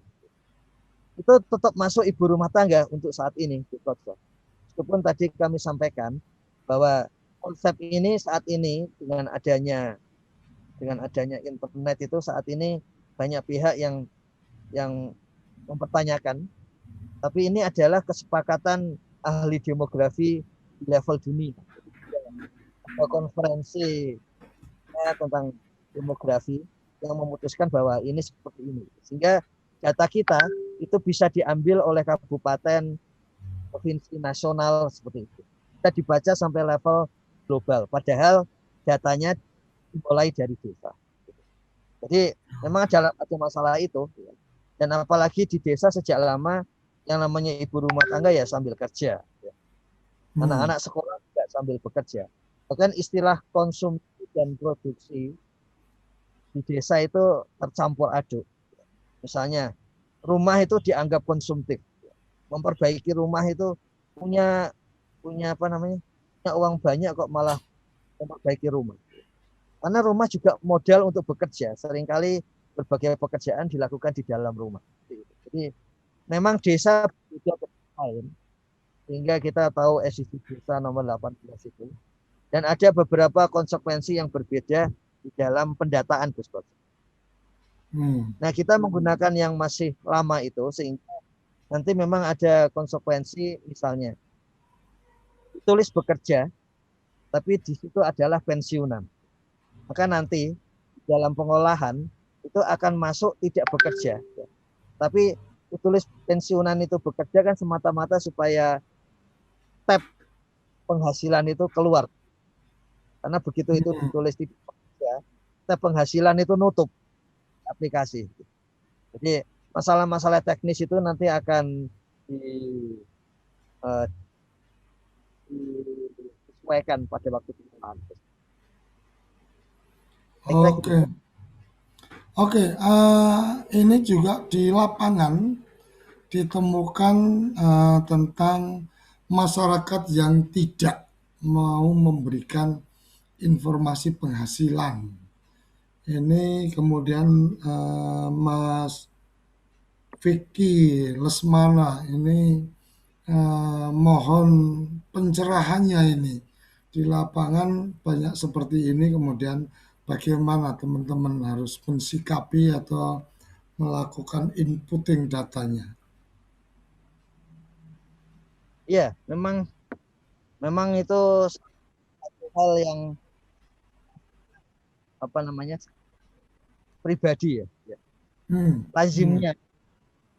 Lazimnya masyarakat desa Indonesia bersedia untuk berbagi informasi pribadi kepada tetangganya.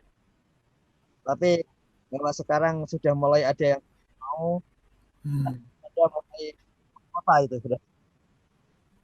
Nah, konsep dari pendataan SDG desa sekali lagi ada sifatnya story. Jadi kalau misalnya tetangganya, kerabatnya yang lain bisa mengetahui tentang, dan ini penting sebetulnya untuk melihat nanti PA catatan GDP desa itu, maka boleh diisi menurut pandangan dari tetangganya atau kerabatnya yang mengetahui itu.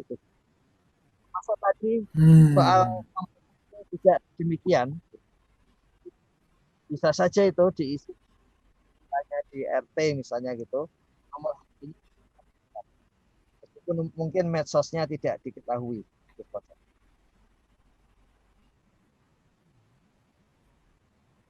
Jadi konsekuensi. Artinya teman-teman yang melakukan pendataan ini bisa mendapatkan input data, informasi dari para pihak atau dari tempat lain, tidak langsung dari yang bersangkutan atau ya. Jadi kan keunggulan dari paradigma partisipatoris terletak pada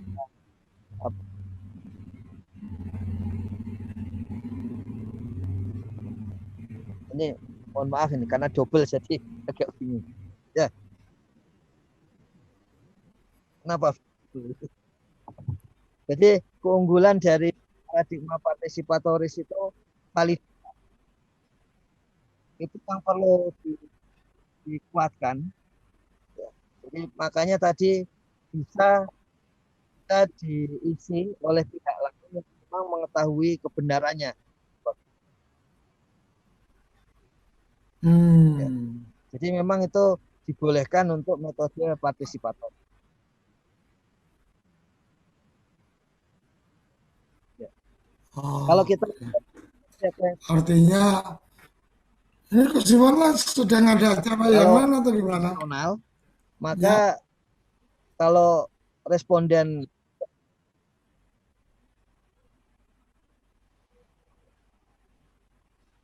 ini sudah sampai kantor ini.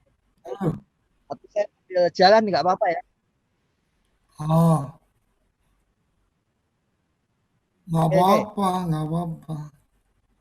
Nanti atau karena memang ini ada beberapa pertanyaannya luar biasa ini, bertubi-tubi karena ternyata banyak hal yang teman-teman perlu mendapatkan gambaran. Ya, Jadi tentang kepala desa, anggota DPR, masuknya di mana, bupati masuknya di mana, ya, gubernur masuknya di mana. Ini pertanyaannya kayaknya kayaknya di tempat di satu wilayah itu. Luar biasa. Kita ya, akan jeda dulu sambil ya, menunggu apa kesifan apa ya.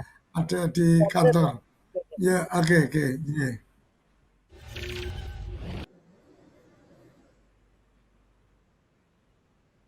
Oke, kembali ke sarapan SDGs desa spesial. Spesial. Oke, ini kok. Oke, oke. Jadi, sorry, sorry. Audionya mantul ya. Selamat ya. Oh, udah enggak.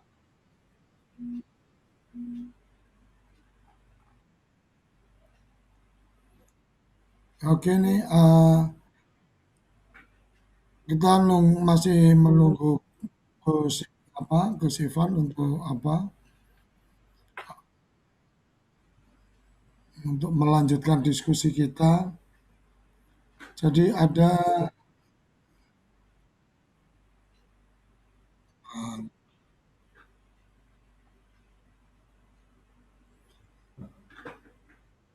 kok gini audionya ya.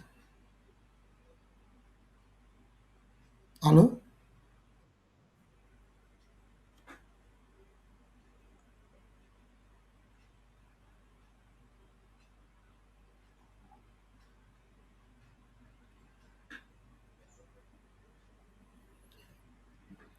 Oke, kita tunggu Gus Ivan masih bisa apa mencoba bergabung di eh, channel ini kembali karena ini tadi perjalanan dari Bogor ke kantor dan sudah sampai di kantor. Semoga tidak ada agenda mendadak dengan apa di kantor sehingga masih bisa kembali. Kerabat desa, pendamping desa yang luar biasa. Saya mengingatkan untuk apa yang ingin mendapatkan e-sertifikat bisa jangan lupa yang sudah kita share dan ini berlaku untuk semua yang menyaksikan ikut dalam Zoom meeting maupun dalam channel YouTube yang ada di sana. Jadi silakan mengisi kalau ingin mendapatkan e-sertifikat. Perlu kami sampaikan bahwa mulai minggu depan kita akan forum khusus untuk konsultasi. Jadi tidak ada penjelasan awal dari Gus Ivan, tapi lebih kita akan memberikan kesempatan bertanya kepada teman-teman dan mungkin kita akan kita akan batasi partisipan kita mungkin karena angka apa partisipan di Zoom meeting kita cuma 300. Jadi kalau ada apa ada jumlah di mendekati 300 ini sering ada splitter, ada gangguan-gangguan. Nah, karena besok minggu depan akan ada yang memantau juga di channel YouTube sehingga pertanyaan-pertanyaan di channel YouTube juga akan disampaikan kepada Gus Ivan. Kira-kira seperti itu dan ini sudah bergabung bersama kita Gus Ivan juga sepertinya sudah bergabung ini tinggal unmute. Jadi ya yang angkat tangan ada apa videonya nggak keluar tapi present. tangannya Oke, keluar. silakan Gus Ivan. Ya, mohon maaf ini gangguan tadi. Jadi Siap-siap. ya, tadi sampai mana Gus Koco itu pembahasannya? Yang Tadi dari tentang ya. Tentang Kalau yang itu Gus Koco, beda pandang tentang penghasilan dan seterusnya. ya, ya. Ya, Sama yang tadi kalau ada gubernur, bupati, ya di satu dimasukkan tempat. saja. Iya, iya. Kalau Loh, nggak ada yang Pak, lain, Gus, saya ya. belum pernah jadi gubernur, belum pernah jadi bupati, belum pernah jadi kades, jadi nggak tahu. Itu kalau jadi bupati atau gubernur itu pekerjaannya jadi bupati gitu? Ya, iya, harusnya gitu. Tapi kan Atau masih pekerjaan yang lama? Jadi pekerjaan mama nih tadinya karena saya belum pernah lihat ada KTP yang pekerjaannya politisi gitu kan nggak ada. Artinya dia kan wira swasta bahwa kemudian jadi bupati, apakah kemudian berubah jadi bupati atau kemudian jadi wira swasta? Kalau perangkat desa, oke. Nah kalau kepala desa kan pilihan nih periodisasi dan seterusnya. ya, iya. Ya Ya, sebetulnya itu kan pejabat publik ya. ya, artinya Ya memang secara secara ya, tertulis kan nggak ada sebagai jabatannya, betul apa enggak, Gus? ya, ya pas kena KPK kan pejabat publik nanti. Oh, Dan, dan dia akan mendapatkan pensiun juga di sebagian yang legislatif. Saya kira benar itu oke. untuk sementara memang menggunakan PNS atau apa namanya itu yang lainnya gitu. Tapi saya kira Oh, itu masukan yang benar bahwa nanti perlu ada perbaikan kuesioner untuk tahun depan tentu saja bukan sekarang. Ya. Benar itu oke.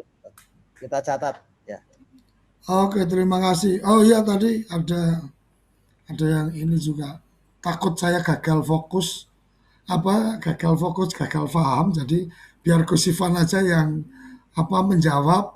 Saya bacakan pertanyaannya dari Fauziatul Ulia Rembang. Gus bertanya, berkait dengan apakah bayi memperoleh ASI eksklusif?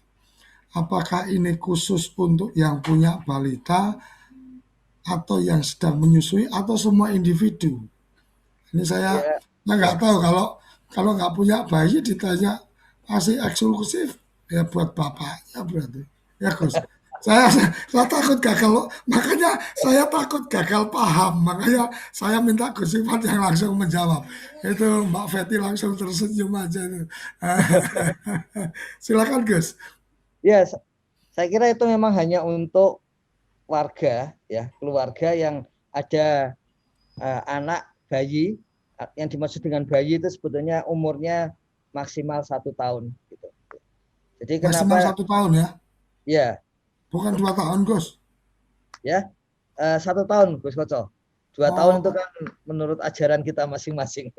oh, Ini karena konsep kalau kalau di ya, kampung dulu bayi menyusu aja sampai 2 tahun kalau nggak salah kan. ya, ya, Iya, ya. makanya kalau udah dekat-dekat 2 tahun suka berebut sama bapaknya. Jadi itu gunanya untuk identifikasi awal bahwa stunting mungkin akan segera berakhir di desa tersebut gitu. Kalau masih ada yang stunting gitu. Jadi hanya untuk keluarga yang ada bayi di bawah 1 tahun gitu Gus. Oke, jadi ASI eksklusif ini sebenarnya lebih pada tingkat kepentingan supaya bayi ini benar-benar mendapatkan asupan gizi yang baik walaupun tetap pengaruhnya ya dari ibunya juga konsumsinya Ya, ya. bergizi atau enggak sehingga itu bagian untuk kemudian apa menghindari stunting tadi. Kira-kira seperti itu ya guys ya.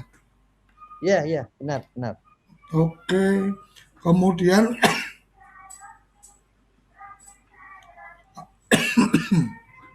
ada juga ini masih mendekati yang tadi. Jadi bagaimana suami istri nikah siri dan sudah punya anak, wanita yang belum menikah statusnya tapi sudah punya anak. Jadi Mbak Lili dari Magelang ini kalau dari penjelasan Gus Ivan tadi intinya bahwa punya surat nikah atau tidak punya surat nikah kalau sudah menikah walaupun itu siri itu tetap dicatat sebagai sudah menikah. Kira-kira seperti itu ya Gus ya. Ya, Karena benar. di karena di ini ada yang menarik lagi dari catatan kependudukan kita. sekarang di catatan kependudukan itu juga mengakui anak ibu. Jadi bayi atau anak itu dengan nama orang tuanya hanya ibunya saja. Itu diakui juga seperti itu karena ini salah satu yang kemudian ingin jangan sampai hanya karena urusan pencatatan kemudian si anak ini hidup dalam tekanan atau dalam Ya, ketidaknyamanan dan seterusnya. Dan ini sudah ada peraturan perundangannya kalau tidak salah ada ketentuan itu. Jadi bagian-bagian yang seperti ini mungkin bagian yang juga perlu diketahui bersama dan saya pikir ini menjadi kalau yang melakukan aktivitas ini juga karena ini pasti terkoordinasi dengan desa kan ya Gus ya untuk ya, masalah pendataan ini. Ini sebenarnya bisa menjadi momentum untuk melakukan konsolidasi data dengan Dukcapil. Karena ya, Dukcapil sendiri juga punya program namanya Jebol Jemput Bola di tiap kabupaten, sehingga ketika desa itu punya data awal bahwa oh masyarakat warga kami ada sekian yang tidak punya eh, belum melakukan perekaman data, tidak punya KK dan seterusnya, maka Dukcapil akan dengan senang hati untuk datang melakukan pelayanan. Ini mungkin bagian yang menarik yang bisa dikolaborasikan. Kayaknya itu juga perlu perlu disosialisasikan juga nih Gus. Artinya desa karena ini datanya jadi data desa, datanya milik desa, maka akan menjadi lebih baik ketika kemudian disinkronkan dengan data dari Dukcapil, data dari Dinas Kesehatan karena Dinas Kesehatan kan juga butuh data siapa yang hari ini ada yang meninggal karena apa.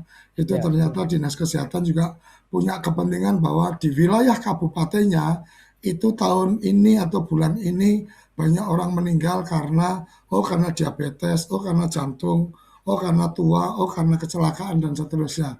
Ini bagian-bagian yang kemudian menjadi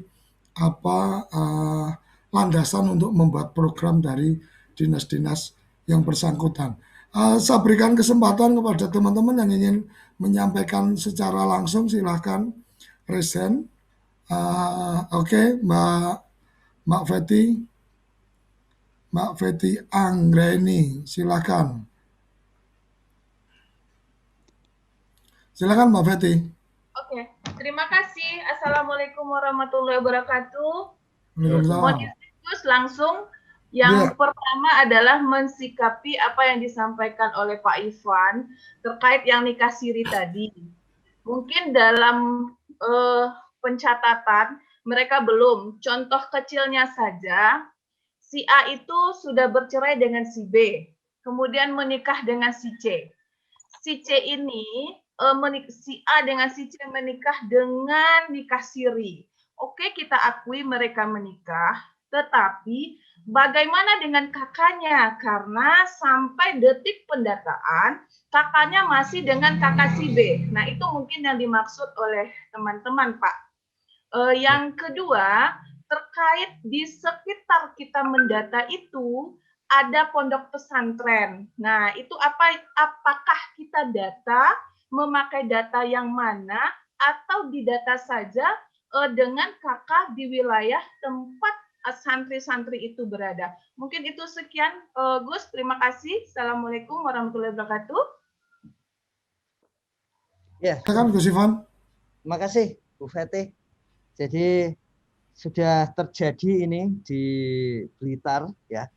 Di sana ada pondok pesantren, maka seluruh warga yang tinggal di pondok pesantren itu artinya santri-santrinya itu didata semua. Data semua dengan nik santri dan kakak santri. Jadi seperti kemarin disampaikan, nanti gunanya kakak santri itu nanti akan tergabung ke kakaknya sendiri sebetulnya. Tapi dia tetap perlu didata, karena kalau nggak kita yang data nanti di desa aslinya juga tidak akan bisa didata dengan lengkap gitu, karena tidak ketemu dengan santrinya. Jadi memang ini kemarin istilah di di tempat itu, wah itu kena bom pendataan, yang kebetulan di sana ada pondok pesantren, ya, ada boarding school, ada asrama-asrama polisi dan asrama, itu kan jadinya didata semua gitu. Jadi kena bom pendataan yang seperti itu. Tapi tetap didata memang, ya. Karena seperti biasa, bagaimanapun nanti pas ada sesuatu di desa, mereka juga harus dilayani. Dan itulah sebabnya tetap didata sehingga desa bisa mengetahui layanan yang dibutuhkan. Kemudian tadi untuk nikah siri, bagaimanapun kita ingin mengetahui kesenjangan itu. Jadi kesenjangan antara kakaknya masih lama, tapi dia sudah nikah dengan suami dan istri baru begitu. Dan kemudian mungkin sampai sudah punya anak juga. Tetap yang dokumennya adalah dokumen resmi pada waktu pendataan. Sehingga bisa tetap tercatat riwayat dokumen resminya itu nantinya gitu. Dan itu adalah bagian dari nanti kalau sampai ada program seperti Admindo mendukung tadi untuk perbaikan KK, ya, itu bisa masuk ke sana gitu. Kalau tidak ada data itu, maka desa nggak bisa mengajukan program untuk perbaikan KK dan NIK. Begitu kerabat desa, Bu Feti, Gus Kocol. Oke, ini Pak Kinan masih posisi nyetir, khawatir nanti ada apa gangguan, Udah siap karena tapi itu Pak. berbahaya menyetir sambil komunikasi, nanti kena apa tegur polisi juga. Silakan Mas Eko.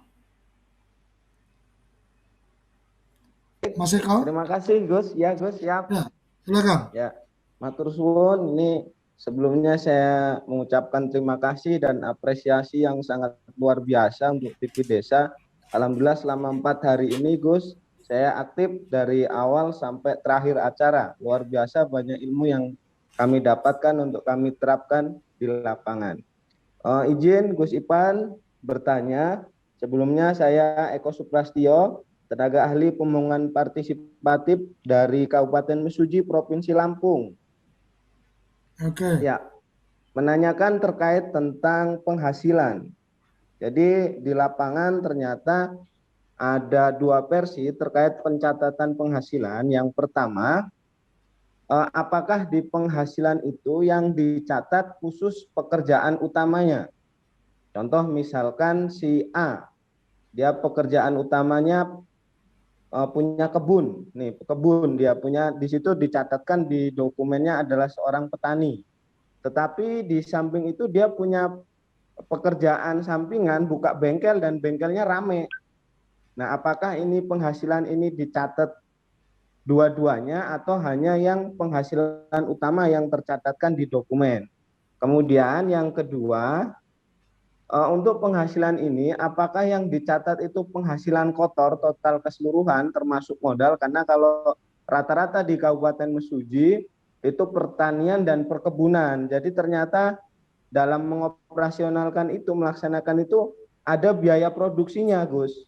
Untuk pupuk, untuk perawatan semprot. Apakah pencatatan itu termasuk menjadi pemotongan dalam penghasilan setahun terakhir atau dia secara keseluruhan? Karena terkadang kalau responden ditanya, Bapak Ibu mohon izin dalam setahun, kita ngitungnya kan mencari data itu dari kalau petani karet mulungnya berapa kali, ya kan, dalam sebulan nanti kita akumulasikan. Nah, ternyata juga ada juga yang tersampaikan itu belum bersih Pak, kami dipotong juga ada untuk perawatan, untuk mupuk. Nah, itu mohon penjelasannya, Gus. Terima kasih, matur nuwun atas kesempatan yang diberikan, luar biasa. Salam. Oke. Berdiri sebaris. Assalamualaikum warahmatullahi wabarakatuh.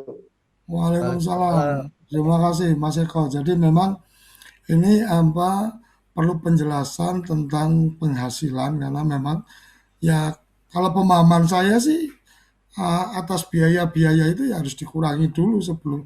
Jadi kalau memang belanjanya 1 juta, taruh kata ini kita berdagang nih, modal 1 juta belanja sesuatu, kemudian setelah dijual ya dikurangi dulu apa modalnya, baru kemudian penghasilan saya 200.000 atau untung saya 200.000, setelah dikurangi transport dan seterusnya, berarti realnya penghasilan berapa. Tapi silakan Gus Ivan, ini frame-nya seperti apa, termasuk juga kadang-kadang kita menemukan ada pekerjaan utama tapi bukan penghasilan utama.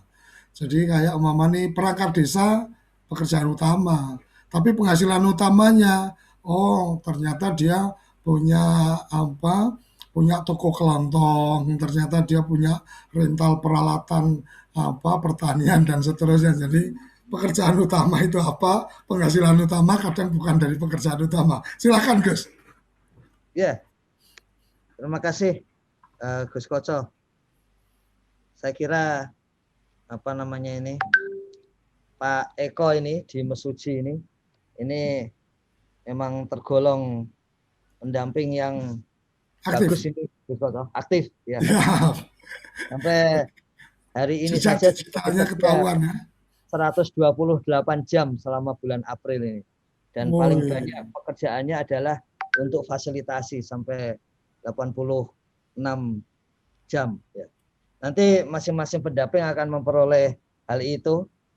Ini memang apa namanya aplikasinya sedang ada tambahan, jadi harusnya tanggal 20 tapi sudah mundur sampai hari ini, paling nanti siang atau besok. Para pendamping mengetahui semuanya.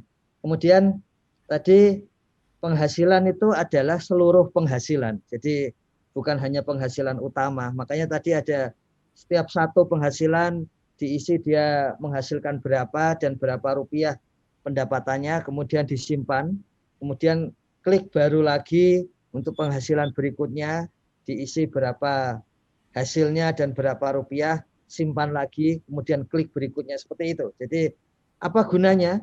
Memang salah satu koreksi terhadap penghitungan kesejahteraan warga itu selama ini dihitung dari pengeluaran.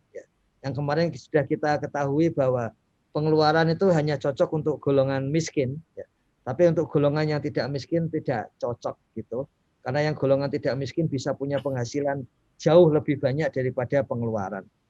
Nah, resiko bagi desa ya, kalau kita mendapatkan penghasilan, yang pertama memang keuntungannya desa mengetahui relatif kemakmuran warganya.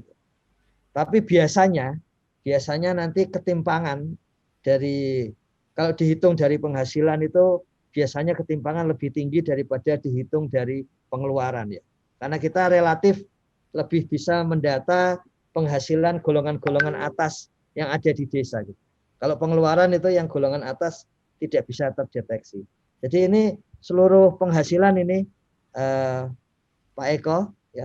Kemudian tadi Gus Koco juga sudah menangkap bahwa kalau ada usaha maka itu adalah hasil akhirnya Pak Eko dan kerabat desa. Jadi memang benar kalau tadi saya kira menarik itu contohnya menggunakan karet tadi, kemudian melihat cara menghitungnya, kemudian dikalikan 12 karena itu rutin ya. Jadi bisa dikalikan 12 gitu.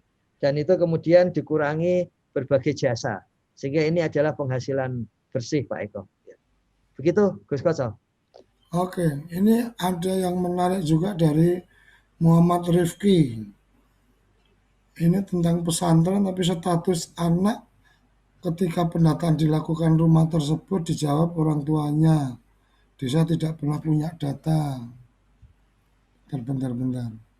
Pesantren berasal dari tetangga desa setempat yang bisa kita pastikan bahwa desanya sedang mendata.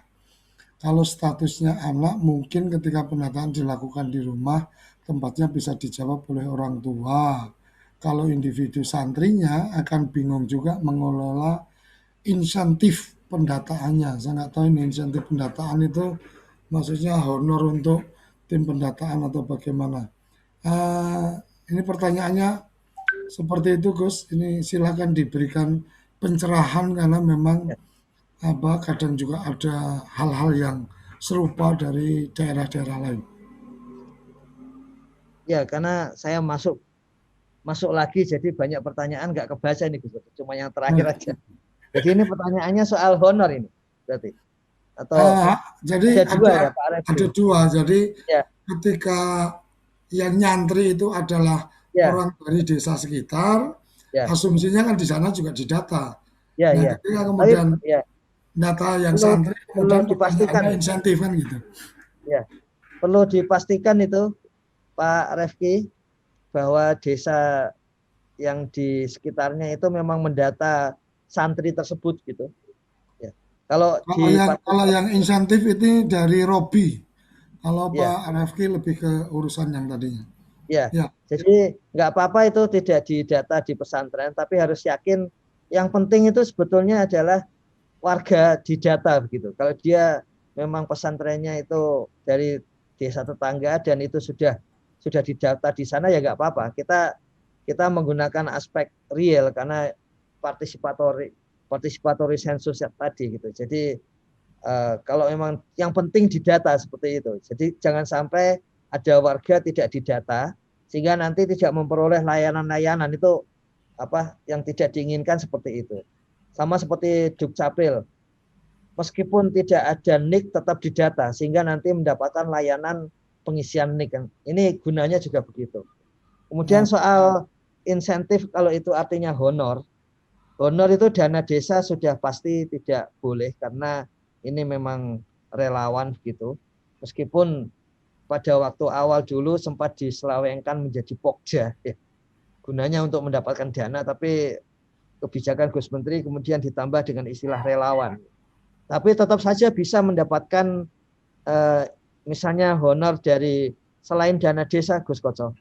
Jadi ada beberapa desa menggunakan ADD, kemudian ada yang menggunakan PAD, PADS, ada juga LSM yang kemudian ikut mendukung SDGs masuk ke desa dan kemudian bekerja sama dengan desa. Jadi honornya dari LSM tersebut gitu. Tapi intinya jangan dari dana desa. Sebagai gantinya itu bisa dilihat dari operasionalnya itu, Gus Koco. Jadi di beberapa kabupaten itu memang tidak boleh ada operasional level desa. Jadi apa transportasi lokal desa itu dilarang. Gitu. Nah untuk hal-hal seperti itu mohon supaya disampaikan ke Gus Menteri, ya, bisa melalui Sapa Desa atau WA langsung Gus Menteri, karena Gus Menteri akan langsung menyurati, menelpon kepala daerahnya supaya dibolehkan ada komponen transportasi di dalam desa. Seperti itu kondisinya saat ini. Misalnya saat ini Gus Menteri sudah memastikan supaya di beberapa kabupaten di Jawa Timur, karena menyampaikan di Jawa Timur waktu itu, menelpon bupatinya supaya ada aturan khusus untuk pendataan ini minimal ada transport di dalam desa. Seperti itu Gus Koco, kerabat desa. Oke, ini ada yang menarik Gus terkait dengan mencatat penghasilan nelayan tradisional yang tidak tetap. Jadi kalau yang saya tangkap sih sebenarnya tadi Gus Iwan sudah menyampaikan tentang rata-rata tahun kemarin, artinya tahun kemarin itu satu tahun itu kira-kira dapatnya berapa itu yang dijadikan pedoman. Kalau tidak salah tangkap sih seperti itu, tapi lebih jelasnya silakan Gus Ivan menyampaikan dan bisa langsung dilanjut dengan ini ada yang ketinggalan informasi bagaimana mengisi NIK dan KK jika warga tidak punya NIK yang NIK dan KK atau pakai KK lama jadi NIK terutama yang di pelosok dan orang-orang tua. Silakan, Gus. Ya yang Pak Widodo. Jadi Ya. mengapa disebut penghasilan setahun terakhir? Itu memang antara lain untuk mengatasi kebutuhan-kebutuhan tersebut gitu. Jadi memang tidak menentu, sudah pasti tidak menentu. Maka kemudian ditanyakan setahun terakhir seperti apa. Ya. Jadi periodisasi sebulan terakhir, setahun terakhir itu sebetulnya adalah cara para ahli statistik untuk memastikan bahwa datanya itu adalah data pengalaman. Jadi datanya itu faktual. Bukan misalnya berapa rata-rata pendapatan per bulan. Kalau itu nanti bisa mengira-ngira. Tapi kalau ditanya berapa pendapatan sebulan terakhir, maka itu artinya adalah pengalaman yang harapannya adalah kemudian jawabannya faktual. Demikian juga untuk nelayan, pertanyaannya bukan rata-rata pendapatan bulanan, ya, tapi yang ditanya adalah setahun terakhir mendapat berapa gitu. Jadi dengan cara itu harapannya menggunakan recall istilahnya, nelayan mengingat setahun terakhir ini punya penghasilan berapa. Begitu Gus Koto, tepat seperti itu. Pak Widodo. Ya.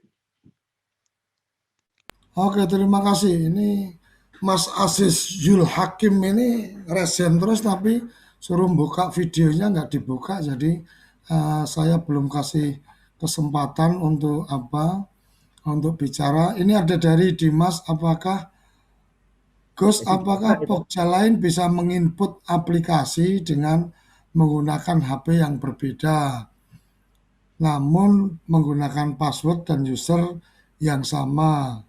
Apakah data sudah diinput oleh Pokja yang berbeda akan tersimpan? Silakan, Gus. ya, tuh Mas Ayis sudah mulai membuka videonya dari Bengkulu, Ya. Lepong. Ya, sebetulnya begini, sebetulnya bisa saja diisi Pokja lain. Kita masuknya hanya menggunakan nomor NIK, username-nya, kemudian password-nya adalah menggunakan nomor HP. Ya. Hanya saja ketika didaftarkan username-nya itu sudah ada lokasi penugasannya gitu. Yang dimaksud dengan Pokja lain, kalau itu Pokja dari desa lain, maka dia akan mengisi desa awalnya saja, tidak mengisi desanya gitu. Jadi misalnya ini Pokja desa A, kemudian HP-nya diisi oleh Pokja desa B. Nanti di dalam HP-nya itu lokasinya sudah Pokja desa A gitu. Pokja desa B mungkin bisa. Benar, Gus. Artinya ketika kemudian input nih, itu Ya, kan menggunakan usernya nick, ya, kemudian passwordnya mungkin nomor HP atau apalah. ya, Nah, kemudian ketika itu masuk, itu otomatis karena kombinasi ini itu hanya masuk ke desa yang dia terregistrasi. ya, ya, betul. Jadi di Artinya, dalam registrasi Pokja itu antara lain adalah dia tugasnya di desa mana, kecamatan mana, sampai ke provinsi mana, gitu Gus Koco. Jadi oh, nomor itu terlog di desa tempat tugas Pokja itu. Kalau digunakan artinya Pokja, ya, username dan password itu ya, otomatis hanya masuk untuk keperluan di di desa tersebut ya, pemutahiran di data desa yang sudah tercatat di ya, di server ya. ya, Oke, waktu kita tinggal 3 menit, Mas Aziz. Dari tadi udah saya kasih kesempatan untuk membuka videonya, tapi nggak dibuka. Silakan saya kasih waktu 1 menit aja kalau ingin menyampaikan sesuatu, karena kita perlu apresiasi terhadap teman-teman yang lain juga. Silakan. Baik, baik Pak Gus, terima kasih. Pertanyaannya mungkin tadi sempat gangguan karena kita sedang hujan. Jadi di tempat kami ini, di Lebong ini, ada kasus kami temukan, jadi anak yang menikah di bawah umur, lalu bagaimana cara pendataannya, sedangkan si anak ini sudah menikah, dalam satu hubungan kakak mereka berbeda. Jadi si suami yang anak laki-laki ini masih masuk dalam kakak keluarganya, sedangkan yang perempuan masih masuk dalam keluarga di desa lain. Nah, itu mungkin pertanyaannya Pak, teknisnya seperti apa? Karena kalau kami menyampaikan ke desa itu tetap kita data, tapi bukan masuk ke dalam pendataan keluarga, tapi masuk dalam pendataan individu untuk istrinya.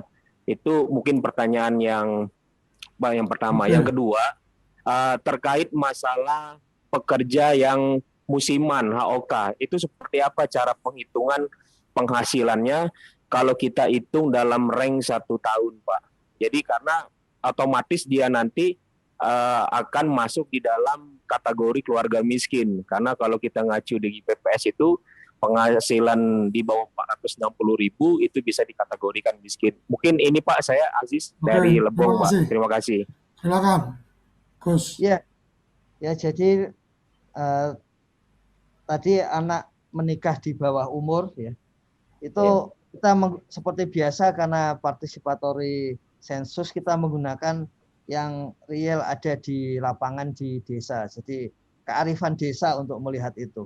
Kalau menurut kami mestinya desa akan menganggap mereka sebagai keluarga baru, meskipun belum punya kakak, gitu Pak Aziz. Jadi di keluarga baru itu tidak hanya pendataan individu, tapi sebaiknya pendataan keluarga juga, keluarga baru yang memang belum punya kakak baru. Jadi nanti tugasnya Adminduk untuk memberi kakak baru. Jadi di di di keluarga, di pendataan keluarga itu kepala keluarganya kalau menurut desa itu biasanya yang ayahnya, suaminya atau istrinya gitu kan, beda-beda masalahnya. Kalau misalnya suaminya, maka dia diwawancarai juga sebagai kepala keluarga. Dengan kakak dia, Pak Aziz. Kemudian istrinya nanti ketika menjawab sebagai individu ya, dan nanti suaminya juga sebagai individu, istrinya menggunakan kakaknya istri juga.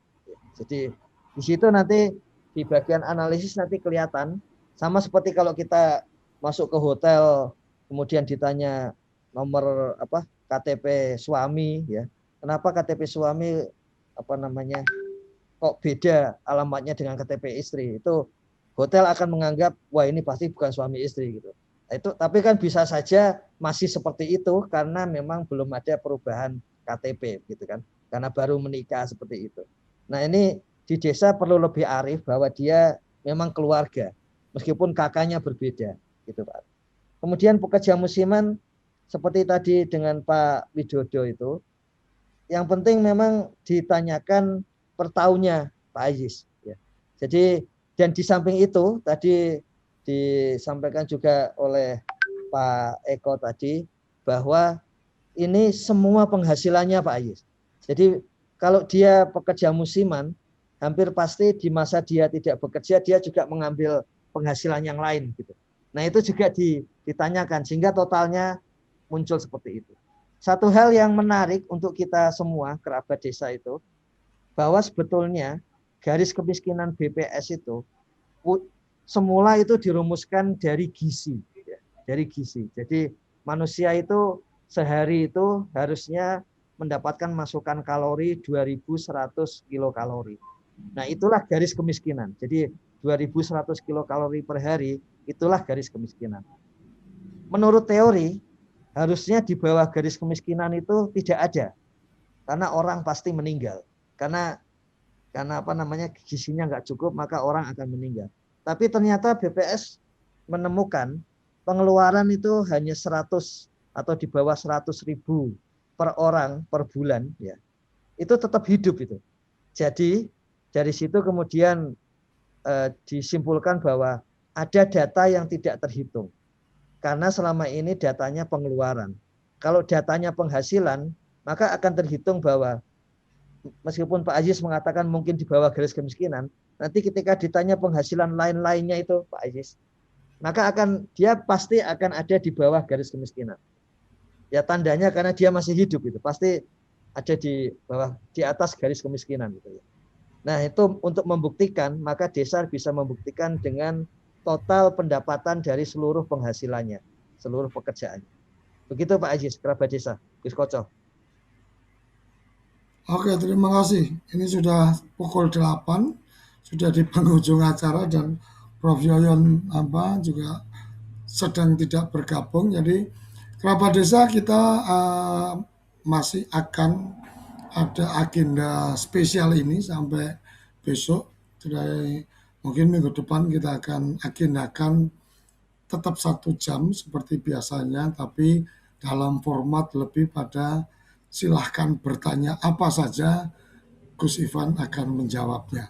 Kira-kira seperti itu. Dalam format pendataan SDGs desa, jadi jangan tanya yang lain-lain. Nanti tanya hal-hal yang pribadi gitu kan, hobinya makan di mana dan seterusnya, jam berapa nggak taunya nanti ditemui di situ kan repot juga kan gitu.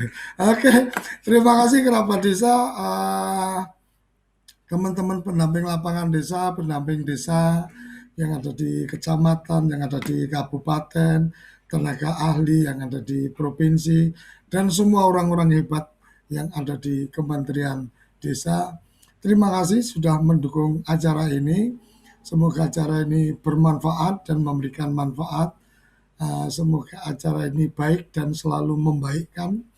Dan untuk kerabat desa yang ingin mendapatkan e-sertifikat karena mengikuti acara ini, acara ini spesial. Kalau di tukang mie itu spesial double telur, tapi kalau sarapan SDGs ini spesialnya karena pesertanya dapat bisa memperoleh e-sertifikat.